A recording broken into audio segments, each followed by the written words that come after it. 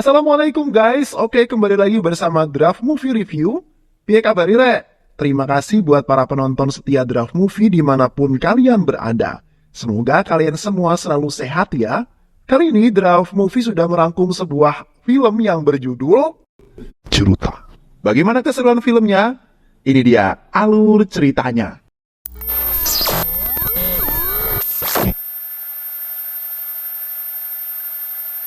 Film diawali dengan seorang sopir bajai bernama Mohan yang baru saja menurunkan penumpangnya. Namun baru saja turun dari bajainya, si penumpang langsung dihadang oleh seorang gangster bengis bernama Matubai. Matubai langsung menangkap penumpang itu dan membunuhnya dengan sangat kejam. Ternyata Matubai kesal, karena penumpang itu adalah seorang jurnalis yang berani menulis sebuah artikel mengenai kejahatan dirinya. Mohan yang melihat hal tersebut tak diam begitu saja, dia berusaha menghentikan tindakan Matubai sambil berteriak memanggil seorang polisi. Dan tak lama kemudian polisi pun datang dan langsung mengamankan Matubai di kantor polisi. Istri dan anak Mohan yang mengetahui kejadian itu menjadi sangat ketakutan karena Mohan telah terlibat dengan Matubai. Dan ketakutan itu pun menjadi sebuah kenyataan. Matubai kemudian datang dan langsung menangkap Mohan. Matubai kesal karena Mohan bertindak sok jagoan dengan membiarkan dirinya ditangkap oleh para polisi. Padahal baginya masuk atau keluar penjara adalah hal yang sangat mudah dilakukan. Matubai lalu melukai istri Mohan. Tangan Mohan kemudian diikat dan dibunuh dengan sangat kejam. Mereka lalu meninggalkan anak Mohan yang bernama Charam sendirian di sana berkat bantuan pamannya. Charam berhasil membawa ibunya ke rumah sakit. Dia harus segera dioperasi sekarang juga, tapi paman Charam tidak memiliki cukup uang untuk melakukan sebuah operasi. Charam terus memohon pada pamannya yang membuat pamannya pun berpikir sangat keras. Tak lama kemudian pamannya pun ikut kembali dengan membawa seseorang. Pamannya lalu menyampaikan jika orang itu bisa membiayai operasi ibunya Charam.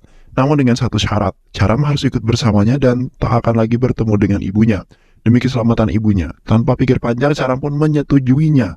Charam lalu melihat wajah ibunya untuk yang terakhir kalinya. Dia berharap semoga ibunya baik-baik saja. Sesuai dengan perjanjian, Charam pun akhirnya dibawa menemui bos orang tersebut yang ternyata merupakan seorang mafia yang sangat kejam.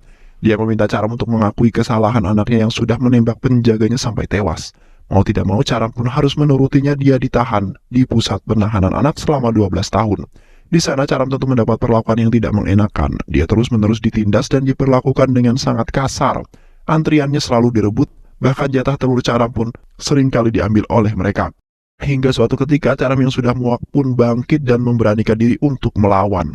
Dia juga berhasil merebut jatah andoknya walaupun sudah berlumuran jigong. Beberapa tahun kemudian, Charam yang sudah dewasa terus menghajar tahanan lain hingga babak belur. Dia akan menghajar setiap tahanan yang berani merendahkan harga dirinya.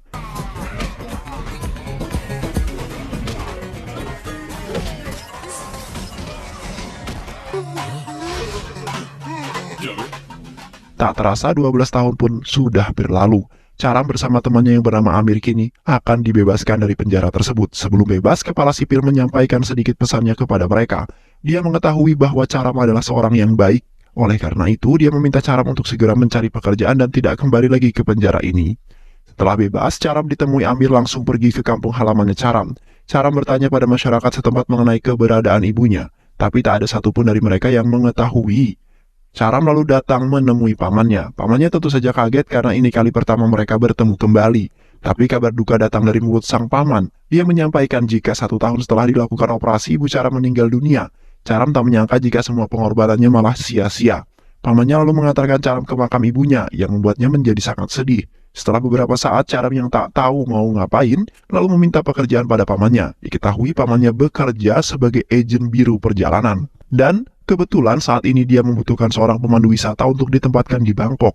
Jika Charam menginginkannya, dia bisa memberikan pekerjaan itu. Tapi sebelumnya Charam harus terlebih dahulu membuat sebuah paspor. Charam bingung bagaimana dia bisa mendapatkan paspor karena dirinya adalah mantan narapidana. Amir lalu mengusulkan Charam untuk datang menemui Ajay karena dia adalah seorang polisi yang sangat baik. Singkat cerita, mereka pun memulai perjalanannya. Tapi di tengah jalan motor Amir malah ditabrak oleh sebuah mobil. Charam yang tak terima karena motor temannya hancur lalu mengejar mobil itu dan menghancurkan kacanya. Ternyata pengemudi mobil itu adalah seorang wanita cantik yang bernama Sanjana. Entah mengapa, saat pertama kali melihat Sanjana, hati Charam dak-dik-dukser seolah terpana dengan kecantikan Sanjana. Sesamanya di rumah, Sanjana lalu melaporkan kejadian itu pada ayahnya yang bernama Kartikeya. Kartikeya adalah seorang pengusaha kaya raya yang selalu memanjakan anaknya. Dia rela melakukan apapun demi membuat Sanjana bahagia. Keesokan harinya, Charam pun sampai di rumah Ajay. Dan tak lama kemudian Sanjana pun tiba di sana karena anaknya Ajay adalah temannya Sanjana. Saat sedang menunggu Ajay, Sanjana tiba-tiba menutup mata Caram karena menduga jika Caram adalah kakak temannya.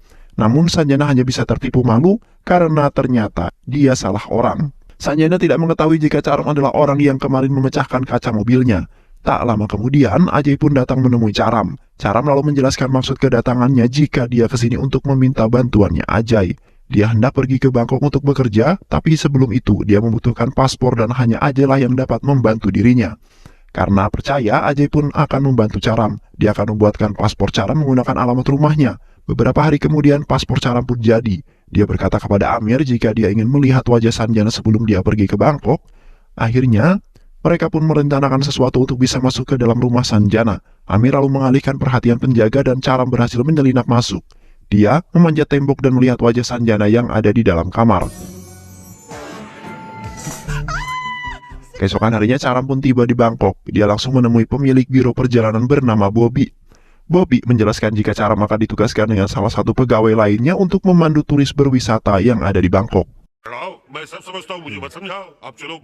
Sejak saat itu Caram terus memandu turis-turis untuk mengelilingi kota Bangkok. Di tengah kesibukannya itu, wajah Sanjana terus terbayang dalam pikirannya. Di saat ada waktu luang, Caram bersama rekannya berjalan-jalan di pusat kota Bangkok. Namun saat itu Caram malah ketubrukan dengan seorang pria yang selengean bernama Biku. Biku adalah penguasa kota itu dan meminta Caram untuk segera meminta maaf. Namun Caram menolaknya karena menurutnya Biku lah yang bersalah. Karena kesal, Biku lalu mencaci maki Caram dengan kata-kata yang tidak mengenakan. Tapi Caram berhasil menahan amarahnya lalu berjalan meninggalkan Biku. Tak lama kemudian Bobby memanggil semua pemandu wisata untuk berkumpul. Dia menjelaskan jika saat ini seorang akan datang dari India dan mereka harus menyambutnya secara khusus. Karena dia adalah anak pengusaha yang sangat berpengaruh. Setelah membaca detail informasinya, Caram pun mengetahui jika tamu itu adalah Sanjana. Tak lama kemudian Sanjana beserta teman-temannya pun di Bangkok dengan ditemani oleh asisten ayahnya bernama Subramanya. Caram tentu saja senang karena pujaan hatinya ada di sini. Tapi disinilah kesombongan Sanjana mulai terlihat.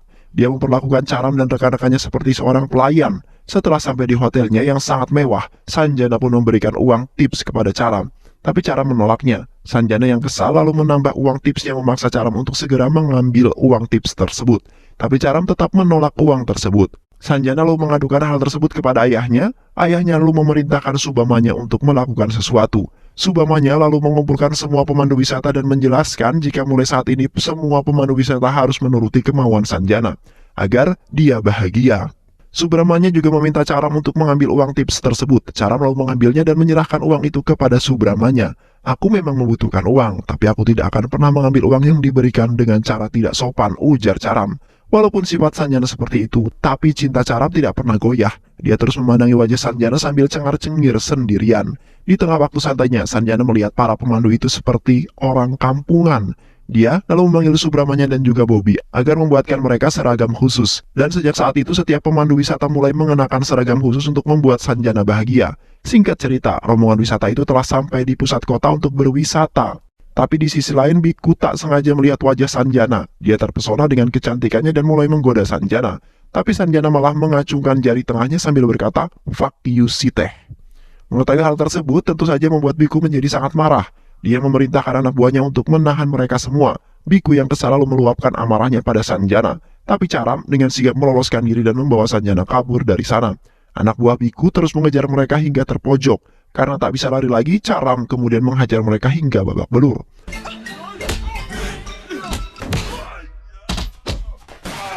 Karena kejadian itu, Sanjana lalu menghubungi ayahnya dan meminta agar Caram dijadikan pengawalnya saja. Mendengar hal tersebut tentu saja membuat Caram menjadi sangat bahagia, karena dia bisa terus berada di sisi Sanjana. Keesokan harinya untuk merayakan pergantian tahun baru, Sanjana dan teman-temannya ingin berpesta di sebuah perahu. Di atas kapal, Caram memarahi Sanjana CS karena melompat-lompat di atas kapal. Caram berkata jika yang dilakukan Sanjana itu bisa merusak kapalnya. Bukannya berhenti, Sanjana justru berkata pada Subramanya jika dia ingin sekali meledakkan kapal ini. Melihat kesombongan dan kesemena-menaan Sanjana, kini Caram merasa muak. Tapi dia tak bisa melakukan apapun karena Sanjana adalah pelanggannya. Apalagi Sanjana selalu memarahi dan mencela setiap perkara yang dilakukan oleh Caram. Kadang, dia juga mencaci Caram dengan kata-kata yang sangat kejam. Hal itu membuat Caram muak dan ingin sekali menceburkan Sanjana ke dalam laut.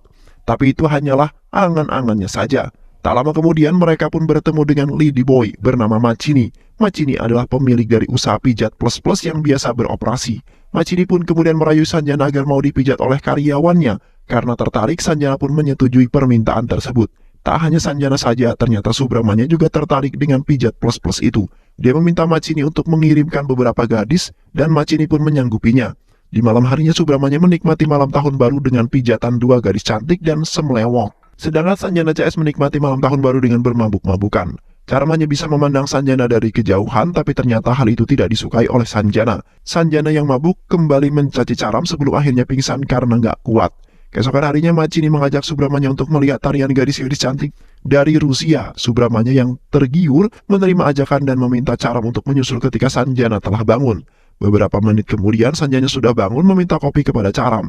Charam lalu memberikannya kopi yang dari tadi sudah dibuatnya. Tapi Sanjana menolak kopi tersebut karena ingin meminum kopi yang masih panas. Charam kemudian pergi membuatkannya segelas kopi, tapi tak lama kemudian Biku tiba-tiba datang di hadapan Sanjana. Sanjana yang takut langsung berlari sambil memanggil Charam. Charam yang melihat Sanjana dalam bahaya, langsung bergegas berlari menyelamatkannya.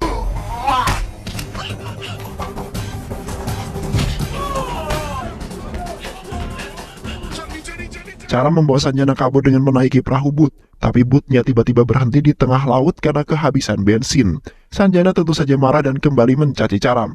Charam yang murka lalu menggaplok Sanjana berkali-kali. "Aku bisa saja membunuhmu saat ini, jadi diamlah dan jaga kata-katamu."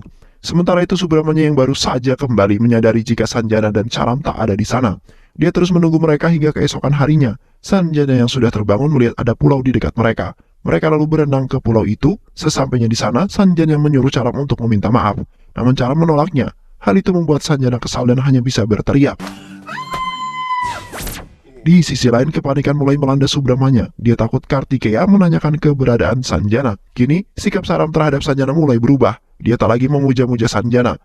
Untuk bisa bertahan hidup, Charam mengisi perutnya dengan memakan ikan bakar. Dia meminta Sanjana untuk ikut makan, tapi Sanjana menolaknya. Dia tak pernah memakan ikan dengan cara kotor seperti itu. Tak lama kemudian Charam berhasil menemukan sebuah gubuk. Sesamanya di sana, Sanjana kembali mengomel dan menghina Charam. Hal itu membuat Charam kesal dan mengultimatum Sanjana jika ancamannya itu tidaklah bohong. Hal itu membuat Sanjana takut dan mulai menurut kepada Charam. Sesekali Charam memanfaatkan kesempatan itu dengan meminta Sanjana melakukan apa yang diinginkan oleh dirinya. Keesokan harinya, Sanjana kemudian mulai kelaparan, berniat membeli ikan bakar dari Charam. Tapi Charam menolaknya. Dia hanya berkata jika Sanjana menginginkan ikan ini, maka dia harus mencuci bajunya dulu. Akhirnya karena sudah kelaparan, Sanjana pun menuruti permintaan Charam. Kini 2 hari sudah berlalu sejak Subramanya kehilangan Sanjana. Dia tak dapat lagi mengakali Kartikeya. Akhirnya dia pun menceritakan semua yang terjadi pada Kartikeya. Mengetahui hal itu membuat Kartikeya murka dan langsung terbang menuju Bangkok. Dia menabuk Subramanya yang tak becus menjaga Sanjana. Dia lalu pergi ke penginapan Sanjana dan meminta polisi untuk segera mencari anaknya yang hilang di sana. Dia meminta Subramanya untuk mencari tahu siapa identitas Charam yang sebenarnya. Bobby lalu menjelaskan jika Charam adalah pria yang direkomendasikan oleh pamannya sendiri yang bekerja di Biro Perjalanan India. Saat itu juga anak buah Kartikeya yang ada di India pun datang menemui pamannya Charam. Di sisi lain, Charam masih terus menjahili Sanjana. Kali ini dia meminta Sanjana untuk memijat badannya. Charam bahkan ingin melecehkannya, namun Sanjana berhasil melarikan diri. Sanjana yang ketakutan memohon agar Charam tak memperkaosnya. Charam lalu menjelaskan jika dia ingin memperkaosnya, maka dari dulu pasti sudah dia lakukan. Dia sengaja tak melakukannya karena dia sangat mencintai Sanjana. Mendengar hal tersebut, hati Sanjana pun menjadi luluh. Dia tak segan memeluk Charam yang memberikannya kado ulang tahun. Rupanya Charam mengetahui semua mengenai Sanjana. Hal itu pun membuat Sanjana sedih, terharu, bahagia. Setelah mengetahui masa lalu Charam, Kartikeya yakin jika Sanjana pasti sudah diculik. Dia meminta anak buahnya untuk menggerakkan helikopter untuk mempermudah proses pencarian. Charam yang mendengar suara helikopter berusaha untuk memberikan sebuah kode, tapi Sanjana melarangnya. Alhasil, helikopter pun terbang melewati mereka. Sanjana mulai menjelaskan jika dia juga mencintai Charam. Jika ayahnya mengetahui Charam adalah laki-laki pujaannya, dia pasti tidak akan merestuinya. "Aku memang mencintaimu, tapi bukan berarti kamu harus membalas cintaku," ujar Charam. Sanjana tentu saja bingung dengan perkataan Charam. Barulah di sini Charam menjelaskan mengenai masa lalunya. "Dulu keluarga kami diserang oleh gangster Matubai. Ayahku dibunuh dan ibuku sekarat. Untuk menyelamatkannya aku membutuhkan biaya untuk operasi. Alhasil, aku pun menjual diriku pada mafia dan terpaksa mengakui perbuatan yang tidak aku lakukan. Aku lalu dihukum 12 tahun di kurungan penjara. Selama di sana, aku bertekad untuk membalaskan dendamku pada Matubai. Aku mencari informasi mengenai Matubai dari tahanan lain, dan aku mendapatkan info jika Matubai tidak lagi ada di India. Dia sekarang beroperasi di wilayah Hong Kong, Bangkok, dan wilayah Asia lainnya. Itulah alasan mengapa aku datang ke Bangkok. Aku di sini bukan untuk bekerja, melainkan untuk memburu Matubai. Setelah mencari tahu ternyata Biku adalah anak Matubai. Melalui Biku, cara mengetahui keberadaan Matubai. Dia tentu saja tak melewatkan kesempatan ini. Dia pergi ke sebuah klub di mana Matubai berada. Namun serangan meleset dan Matubai pun melarikan diri.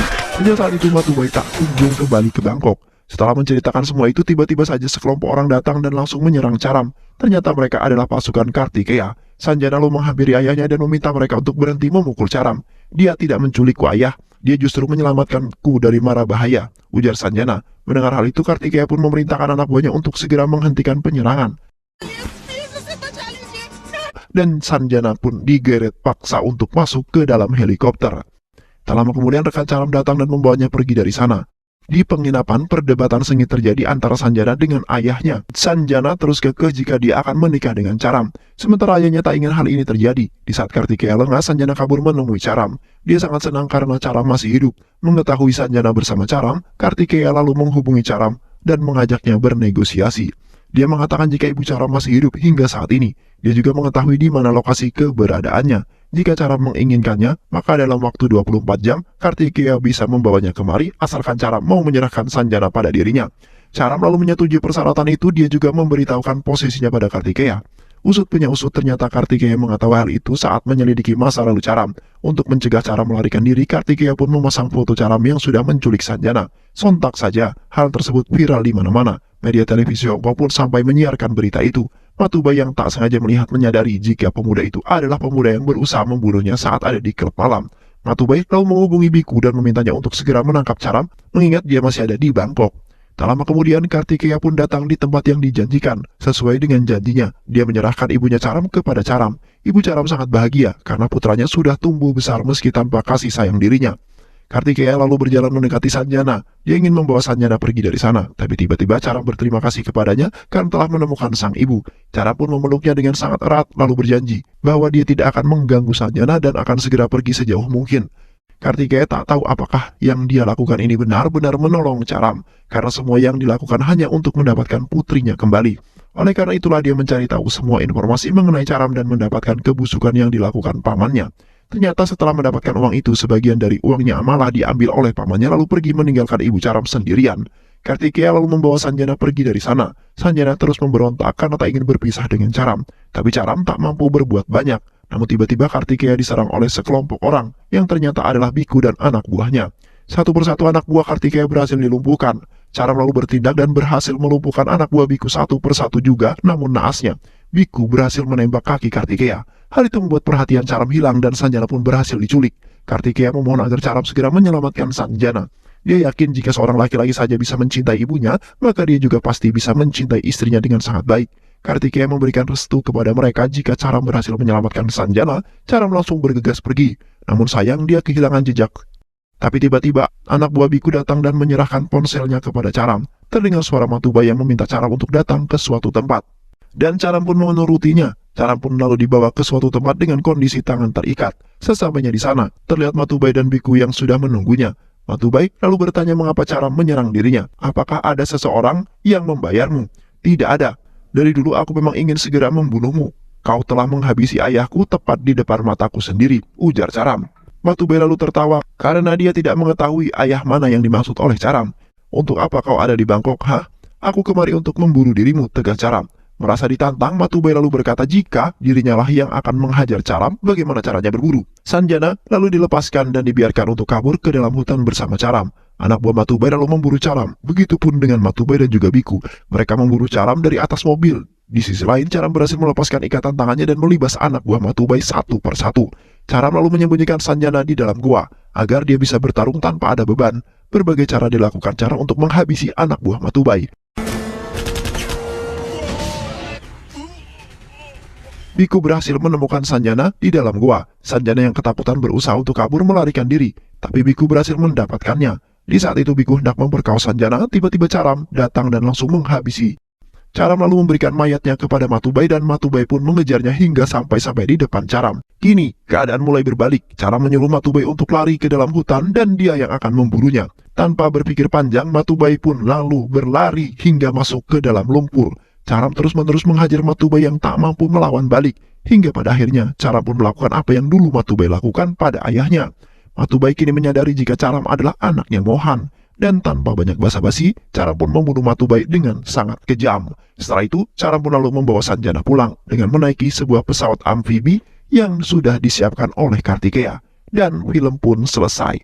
Baik sahabat, itu alur cerita film yang berjudul Carita. Mudah-mudahan sahabat semua terhibur dengan alur cerita film ini. Sehat selalu. Wassalamualaikum warahmatullahi wabarakatuh.